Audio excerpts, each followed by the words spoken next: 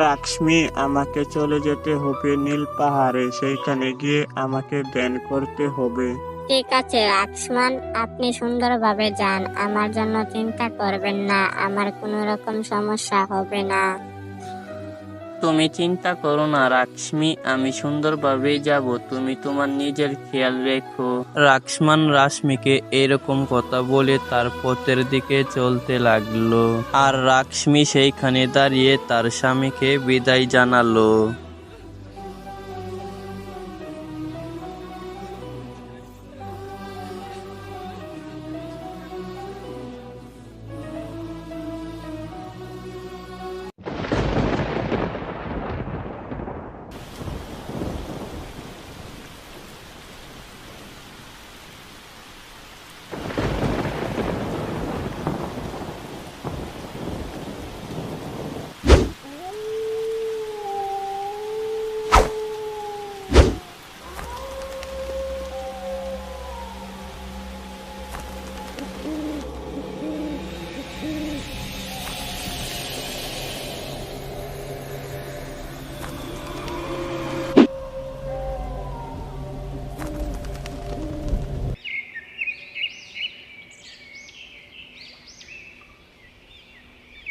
এরপর সকালবেলায় রাক্ষ্মণকে দেখা যায় আকাশপথে উড়ে উড়ে নীল পাহাড়ের দিকে যাচ্ছিল।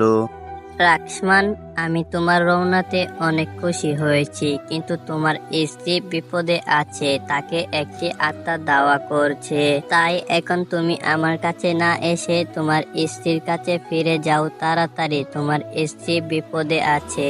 এরপর রাক্ষ্মণ তার ধ্যান ভেঙে তার ঈশ্বরকে বলল, হে দয়ালু ঈশ্বর, আমাকে জানিয়ে দেওয়ার জন্য আপনাকে অনেক ধন্যবাদ। আমার স্ত্রীর ভুলের কারণে এবার আমি আপনার কাছে আসতে পারলাম না, আমাকে মাফ করে দিবেন প্লিজ। রাক্ষ্মণ তার ঈশ্বরকে এইরকম কথা বলে তখন রাক্ষ্মণ তার বাড়ির দিকে ফিরছিল, আর ওইদিকে রাক্ষ্মণের স্ত্রী রাক্ষ্মী বুঝতে পারছিল না কাল রাতে তার সাথে অদ্ভুত অদ্ভুত এইসব কি ঘটছিল।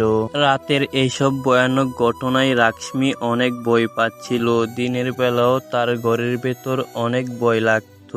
রাক্ষ্মী যখন ঘরের ভেতর দাঁড়িয়েছিল তখনই রাক্ষ্মণ ঘরের ভেতর এসে ঢুকলো। এ কি আমার প্রাণের স্বামী, আপনি চলে এসেছেন কেন? আপনি কি নীল পাহাড়ে যাননি ধ্যান করতে? না রাক্ষ্মী, আমার যাওয়া হয়নি। তোমার সাথে কি হয়েছে? আমি শুনলাম তুমি বিপদে আছো, আমাকে সবকিছু খুলে বলো। এরপর রাক্ষ্মী তার স্বামী রাক্ষ্মণের কাছে রাতের সব ঘটনা খুলে বলতে লাগলো।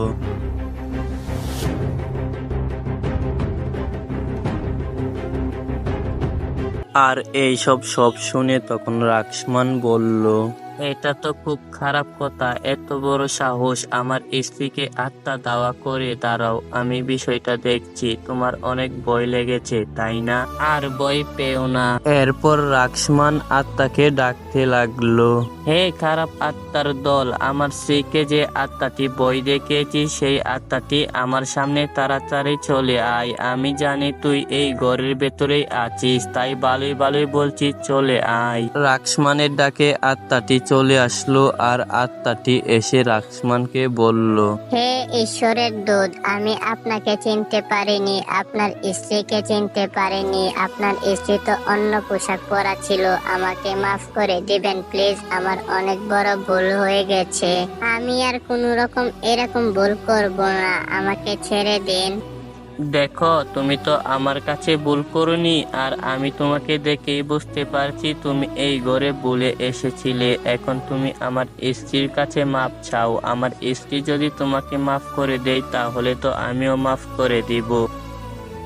আচ্ছা ঈশ্বরের দূত, আপনি চিন্তা করবেন না, আমি আর আপনার স্ত্রীর কাছে কোনোদিনই আসবো না।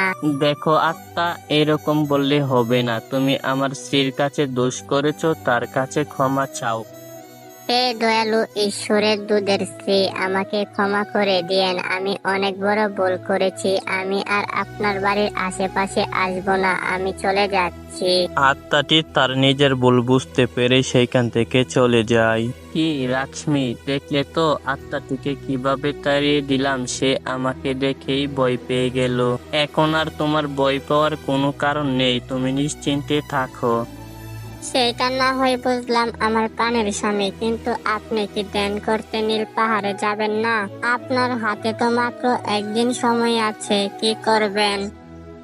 আরে পাগলি রাক্সমি, আমি এখন আর কোথাও যাব না। আমি সারাদিন তোমার সাথেই থাকবো, তোমার সাথেই সময় কাটাবো। ঈশ্বর আমাকে বলেছে তোমার পাশে থাকতে।